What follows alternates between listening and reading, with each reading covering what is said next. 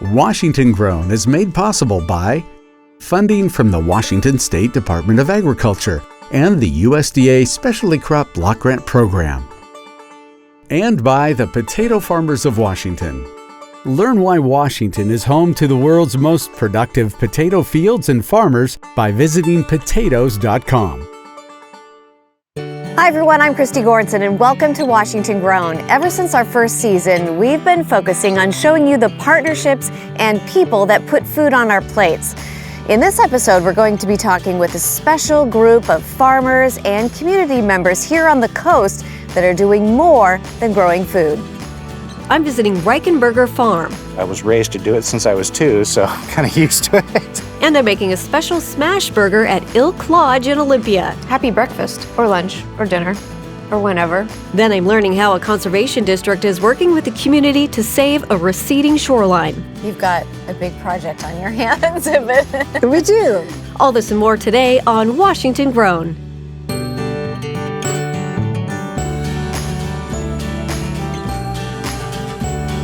Cooking with Christy. Sweet! Jiminy G. Willikers.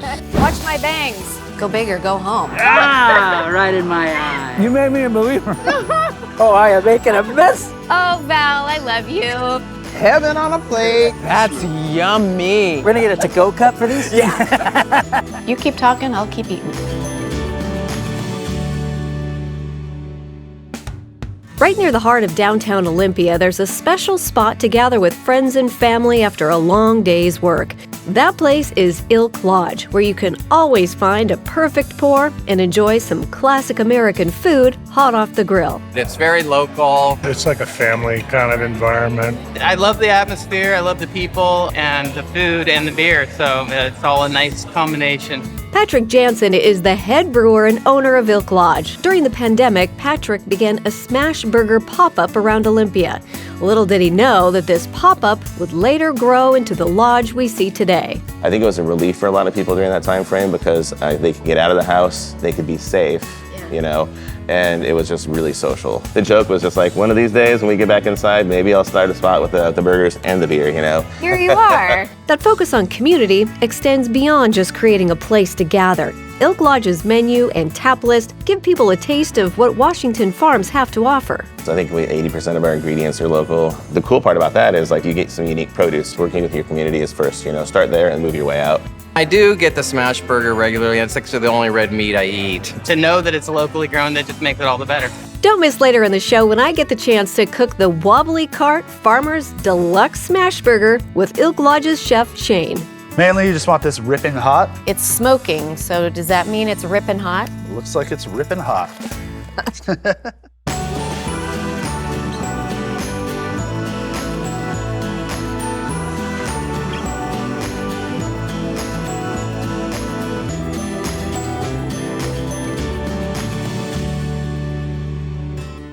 Coming from Eastern Washington, I'm pretty used to warm, sunny summer weather. But today we're in rainy Grayland, where Reichenberger Farm is growing something so special that even the animals have to come check it out. Here goes a deer. Wants to be on camera. Yeah. Matt Reichenberger and his family grow cranberries on their farm. And with this wet weather and sandy soil, it's the perfect spot to grow them. And if you need to know anything about cranberry growing, just ask Matt, because he's been doing this for a long time. I was raised to do it since I was 2, so I'm kind of used to it. It's in your blood. Yeah. My sister and I would go out and drag the booms around and try to be helpful. Today, Matt and his family harvest cranberries without the use of the watery bogs we see on television. Instead, they harvest with an interesting machine that was invented only a few miles away. This is a fur-footed picker for dry harvest. It's a picker and a pruner. And so this basically rides right on the ground. And then there's these sets of knives right in here, which will prune the vines that are running this way. All the fruit and the vines, prunings, ride up this elevator into a burlap sack. Take that one off if it's full. Set it down, and then someone comes back behind you and picks it up. Right. Cool. In the bog buggy with the trailer, and it all goes back to the warehouse to get devined and put into trucks. I do have to say you have fun names for your implements. The one that's produced, I think it's Massachusetts, it's called a Northern. It doesn't prune. So you have to go back afterwards and prune your vines manually. I like this way better. Yeah, this is way better. Yeah. Get two things done at once. Yes. This is a newer variety compared to some of my old rice. Some of my fields are close to 100 years old. The Gregoleskis will do a higher yield, so it's a little bit larger compared to the Max. And Gregoleskis are better for fresh fruit because they're bigger and darker. They look like normal-sized cranberries to me. But... Well, they're small right now. They still got a lot of coloring to do. So these will get how much bigger? Those will get about that big. Wow. This is pretty much a proven variety in Grayland. You don't want to jump in and plant something that's not quite proven in your area. Being a cranberry expert means Matt has a few great recipes for Thanksgiving or just for every day. We do like a cranberry conserve because I also have put pigs. So we'll put that over the pork chops and whatnot. Oh, I bet that's delicious. Pretty good. Yeah. Make cranberry applesauce with Red Hots, little cinnamon candies. Really? Yeah, that's something Mom used to make when we were little. Well, I think it's time for the crew and I to get out of the rain and get dry. But if you're looking for other cranberry recipes, head to wagrown.com. It's springtime, which means the cherry blossoms are in full bloom at the University of Washington. My advice? Take a stroll through these fragrant blossoms with a sweet treat that's just as incredible and draws its very inspiration from these beautiful trees. Our friends at Sweet Alchemy have an ice cream that's perfect for this very occasion. Owner Lois Co. uses local ingredients and an imagination like no other to create some incredibly magical flavors. We actually have over 100 flavors that we make, but we can only sell 16 at a time. And you've got some stuff that we're going to try today, this blueberry lavender. A few years ago, we met a guy who was so passionate about lavender. And I never knew lavender had so many different strains. And each strain smelled and tasted so different. Yeah. We started buying his lavenders to use in our ice cream. The blueberries that we use are from Mount Vernon. Immediately, you get that lavender. Then the blueberry comes a little later. And I love our ice cream because all of them have like a not immediate flavor punch, but like a journey inside your mouth. The milk came from the farm probably this week. Okay. Freshest you can get. Well, we can't stop at just one flavor. Now it's time to try Lois's homage to the cherry blossoms here on campus, the Sakura. Dried cherries soaked in sake overnight, cooked and pureed with orange blossom water. So let's see what we got here. I get the blossoms first, and then the cherries arrive. Yeah. This one's called London Fog. Okay, and I love tea, so I'm excited to try this. I love tea. I really get that sensation of drinking Earl Grey, but that is delicious. This Persian rose. They're using cardamom and rose water and pistachio. A customer came in and they said that cardamom ice cream is the best ice cream in the world. That cardamom just punches you. Like it's immediate. Yep. And that rose is subtle. Oh, that is so cool. You're going on this little journey. Yep. You need to come down here and try this as well. Sweet Alchemy right here in Seattle. Thank you so much. Thank you. All right. There are two different ways to harvest cranberries. Can you name them? We'll tell you right after the break. Coming up, I'm making a smash burger at Ilk Lodge in Olympia. Mainly, you just want this ripping hot. It's smoking, so does that mean it's ripping hot? Looks like it's ripping hot. Then I'm visiting a museum to learn the history of cranberry farming in Washington. This place hasn't changed really in 100 years, so it's kind of a step back in time. There's two different ways to harvest cranberries. One is by flooding the fields, agitating the water because cranberries float, and corralling the fruit to a corner and going into a truck via fruit pump or an elevator. The other way is dry harvesting, where you don't flood the fields and you run a fur-furred picker or a northern. The fur-furred picker is what I use on my fields, and it was invented right down the road about 5 to 7 miles away by Julius Furford in the 40s. We're back at the Ilk Lodge in Olympia. An eclectic ambiance and great food make this the perfect place to unwind with those close to you, just as owner and head brewmaster Patrick Jansen intended. Ilk Lodge, what does that mean? It's old Scottish for your group, your clan, your people you live with, your family. And that was kind of the idea, was recognition of where we're at and the people who are here. Feels warm, community kind of thing. They've kept it really a nice special vibe. It's very relaxed. It's just really, really welcoming and open and easy to come in. While you're here enjoying a pint of Ilk Lodge's handcrafted brews, they have just what you need to satisfy your stomach, using fresh Washington-grown ingredients to bring the Midwestern classic to the PNW. and you just chop some off with a spatula and just smear it across the griddle, and that's your burger. So you get a huge amount of sear, which is like the main part of the flavor, right? The deluxe is the special right now. We only make that burger when we can get fresh lettuce, onion, tomato from one of our farms around here. As soon as any of those go away, that burger goes away. I feel like it's such a special burger. That kind of thing is such a special thing that you got to do it like when you can, right? Like I'm so addicted to it that that's pretty much all I ever get. Now we get to hop behind the grill with Chef Shade to make the Wobbly Cart Farmer's Deluxe Smash Burger. Before we can grill our burger, we have to make a special ingredient. We're gonna start with goop. Everybody in Olympia is crazy about goop. Everywhere you go in Olympia, if there's a burger or something, goop is gonna be there. That's your normal staple, yeah. We start with mayonnaise and add pickle brine. Then we add in a blend of pickles and garlic to give the goop more texture. Then we add some classic yellow mustard to our mixture. Just Whisk mix it up. Yeah. Right on. And it gets a little looser from the pickle brine, which makes it very easy and spreadable. Awesome, well that's easy. Yeah. So is there a key to smash burgers? Mainly you just want this ripping hot. Ripping you hot. want it to kind of stick, and it gives you a nice little crust on one side. It's smoking, so does that mean it's ripping hot? Looks like it's ripping hot. For a burger, we start by toasting our house-made bun on the side of the grill. While the buns turn golden, we put 2 2-ounce meatballs on the grill, then crush and smear them as flat as we can. It actually stays juicy as long as you only smash it one time. Once we reach a nice sear, we flip the meat and immediately put on our smoked Gouda cheese. While the second side of the meat cooks, it's time to assemble our burger. We add a circle of goop to the bun, then add an even layer of pickles. Now we add sweet onions, fresh lettuce, and 2 slices of heirloom tomatoes.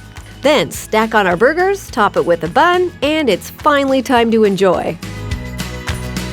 Look at that gorgeousness. Yeah. Oh man, that's so good. The meat is really fresh and tasty and a little crispy. The buns are super soft and awesome. Yeah. I'm getting a lot of the pickle and pickle from the goop. Tomato shines through. Happy breakfast, or lunch, or dinner, or whenever. Good job. All right, cheers. Cheers. For more recipes adapted for the home chef, visit us at wagrown.com. Down in Long Beach, there's a little shop that's celebrating one of the area's most important crops, cranberries.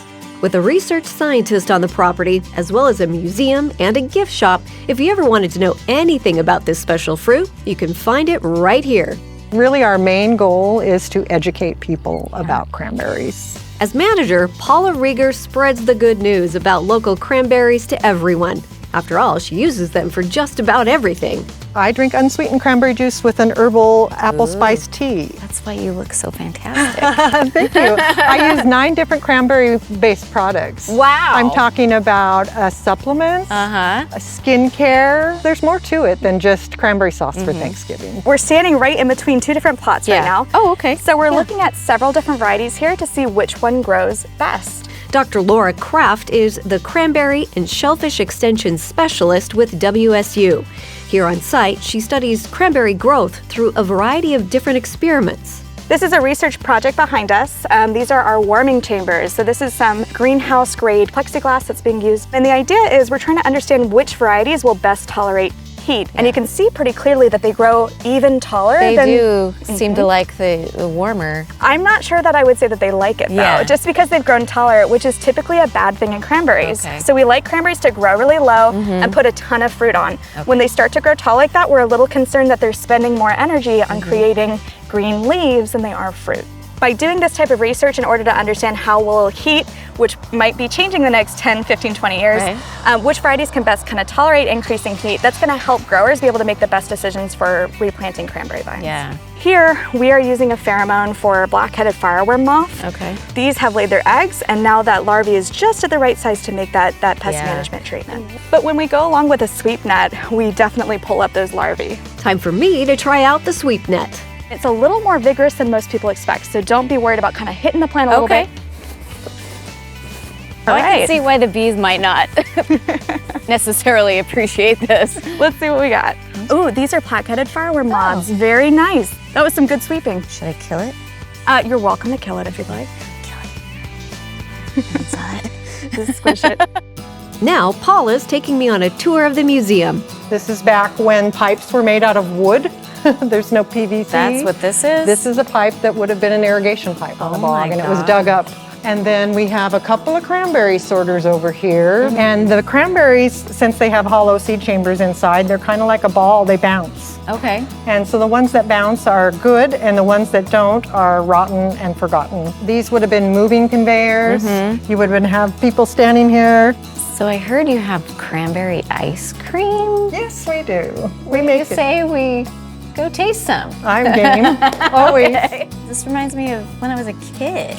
And look at that color. Oh, that's beautiful. It is. We make this every week, sometimes twice a week in the summer. This is super refreshing. That's right. Great on a warm day. Exactly, that's what I like. This place hasn't changed really in 100 years, so it's kind of a step back in time. Coming up, I'm learning how a conservation district is working with their community to save a receding shoreline.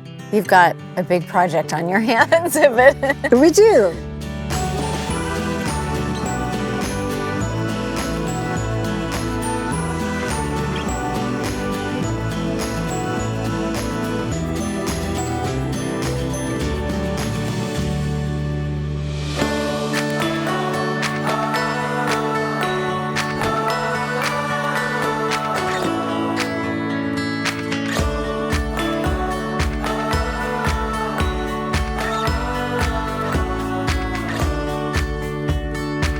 Hey everybody, Anna Lucia and I are here camping at Lake Crescent in Washington. What do you think so far of the lake? It's beautiful. The water is super blue and it's gorgeous. Yes, this is a gorgeous lake for sure. Before we go out on our little hiking adventure, we thought today we'd make some trail mix. Yeah. Today we're using a variety of nuts, fruits, seeds, and a bunch of fun stuff to make our own custom trail mixes. When you're making your own trail mix, make it your own. Have some fun with it. Look for those ingredients that you really enjoy. So I'd say go for it. Make it what you want to make. And now it's time for the fun part. We start by mixing and matching all of our favorite ingredients, all while making sure to include nuts, fruits, seeds, and something fun to round it all out. So tell me about your trail mix. What'd you make? I did pretzels, popcorn, some coconut shavings on top, some almonds and peanuts, sunflower seeds, pumpkin seeds, cranberries, banana chips. All right, so it's a pretty good mix. I went with some cashews, some dark chocolate, some dried cherries, and some coconut. I just kept it simple. I didn't put too many ingredients in it. Oh, that's a good combo right here. Let me see yours. So now that we have our trail mixes all finished up, we're gonna put these in the baggie and we're gonna put them in our backpacks and we're gonna head out. Remember, when you're making your own trail mix, remember the 4 main ingredients. You want nuts, you want seeds, you want fruit, and you want fun stuff. Yeah. All right, are you ready to hit the trail? Yep. All right, let's bag these up and we'll see you guys later next time. To learn how to make this recipe and many others, head on over to wagrown.com. Growing up, I remember taking family trips to Washington's southwest coast. We drove by Washaway Beach, which is an area where erosion has literally been washing away the community of North Cove. Homes and businesses were lost, and over time, the ocean erosion threatened 800 acres of cranberry farms. This would jeopardize more than half of Washington's total cranberry production, in addition to more homes and tribal lands. The future of North Cove was at risk. Jackson Blalock of the Pacific Conservation District showed me an example of the ocean's impacts here. We're at the end of the road, right? We are at the end of the road. The road used to extend on out that way into what's now water. That was a farm out there. There were cows out there. There was a school. There was a store. There was a hotel. There were several canneries. North Cove resident Connie Allen and her late husband David, a cranberry farmer, rallied the community to form Washaway No More, a group that changed the area's future using cobble berms and rock. At the end of 2017, we dropped our first load of rocks. This is a perfect area where you can back a truck in, unload it, and it falls down to, approximately where it needs to be. The water does the rest. And so what do the rocks do that helps with the restoration? Well, part of why this is a problem area is there's very large rock out there. The water hits that, it scours underneath, takes the sand out. So you'd have no beach when you do that, and it scours around that. So the idea here is you're building something that's meant to move. It softens the blow a little bit. It softens the blow. If you're looking back here, you see kind of The beach goes up, obviously, and then there's the high point. Well, behind that, it really just drops down, right? And then you have the cranberry bogs, right? So they're basically at sea level. So when we're talking about this area right here we're working at, it's kind of the last line of defense for miles being inundated of active ag. That's not just a local economy, but a local culture. Between that and some planting and some other kind of adaptive management nature techniques, we have not lost any land there. And in fact, the beach is completely covered with new vegetation. Yeah. But this work isn't cheap. Partners like the Shoalwater Bay Indian Tribe and the Pacific Conservation District helped Washaway No More secure funding for shoreline restoration, and the process is ongoing. Part of our continual maintenance will be to restore rock in this area. We've been involved in continual adaptive management of the work that's been happening, right? Yeah. You gotta say, well, how's this working? Well, let's come back and tweak it. And that's where ongoing funding through the Conservation Commission at the state has been really useful. You've got a big project on your hands. We do. We have to get away from the thinking of it as a project, as in a one and done thing. Yeah. And think of it as this is a process. But we're hoping to be here and be farming cranberries for a long time. Yeah. The alternative is not acceptable. Right.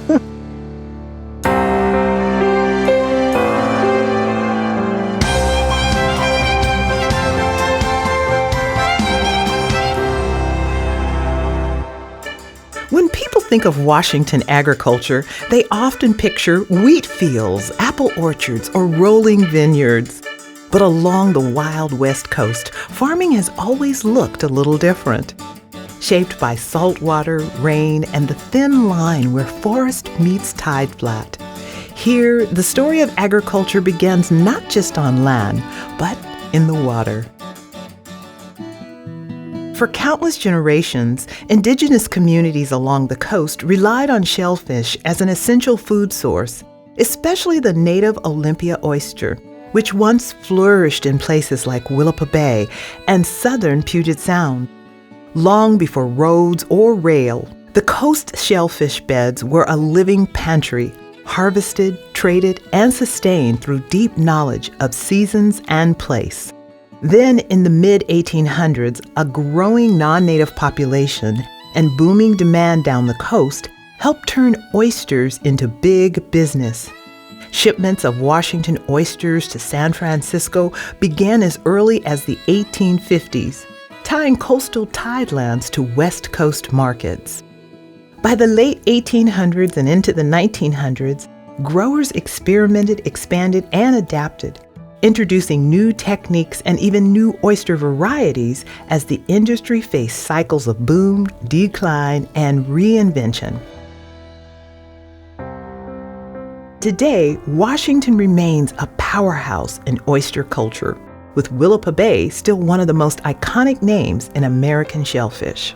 I think one of the things that make Washington shellfish so special is that it's a unique environment. Not a lot of people have the nutritious sounds like we do. It just grows a really amazing quality product. Washington's got a great reputation. It's kind of, internationally, it's the clean green state. And so our shellfish are prized for that fact that, they're produced in these pristine waters, and it's just that emblematic clean green that gets us a premium demand and price for our shellfish. They're definitely prized throughout the world. Not far from the surf, another kind of coastal farming took root, literally. Cranberries thrive in acidic, peat-rich soil and wet conditions, and the Washington coast offers exactly that. On the Long Beach Peninsula, commercial cranberry harvesting began in 1883, using vines imported from New Jersey. Cranberries didn't just become a crop, they became a culture, especially in places like Ilwaco and Grayland, where growers built their lives around the rhythm of bogs, water, and harvest. In 1914, the Ilwaco Cranberry Company incorporated, reflecting how organized and ambitious the cranberry economy was becoming. Most of the cranberries in the country are flood harvested. That was a technique that was developed during the Second World War when there was a labor shortage. They used to hand pick them all. Through the decades, cranberry farming remains a signature coastal industry, one that still defines the landscape each fall when the bogs turn into pools of floating red. But coastal agriculture didn't stop at shellfish and berries. In Pacific County, dairy farms were established on stump farms in the hills after the trees were logged. A reminder that on the coast, farming often meant rebuilding soil and livelihoods from the leftovers of timber. By the mid-1900s, dairy had become a serious part of the coastal economy. In 1950, there were about 150 dairy farms in Pacific County. And even as farm numbers later declined, production increased as operations consolidated and modernized. And of course, where you have dairy and cattle, you have feed, especially hay, one of Washington's long-running agricultural mainstays.